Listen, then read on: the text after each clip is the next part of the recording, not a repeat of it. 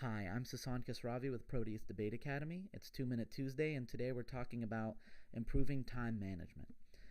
Time is one of the most important assets that you have as a debater, and eventually, while having a lot of words with which to make our arguments is obviously useful, you're going to start hitting those time limits for the speeches.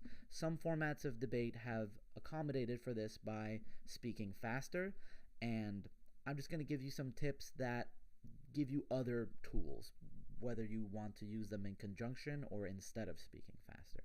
So the first is to shorten your cards. And the best way to do this effectively is to reread your tag and try to highlight only portions of the text that directly prove the sentence in the tag. So that would exclude things like background information or other things that seem like they're important because they seem like they would have big impacts but aren't really speaking directly to the point of the card. Next is starting with your arguments. This is because oftentimes, a lot of times in the later speeches, people will make responses. They'll start with their opponent's arguments and they'll say, oh, I'm going to explain later in one of my arguments why this isn't true, but blah, blah, blah. So you end up saying the same thing twice, waste of time, start with yours. Next, drop what you agree with. The worst case scenario with dropping an argument is that your opponent says, by dropping it, you've agreed with it.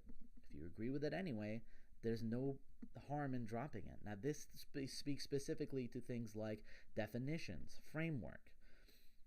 Next, watch your time. I'm always surprised by how often I see debaters just not look at their timer and be surprised when their time runs out.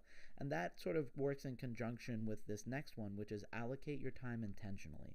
By which I mean, if you have 4 things you have to get through in a specific speech, allocate in your head how much time you're giving yourself to talk about each thing and then follow that plan.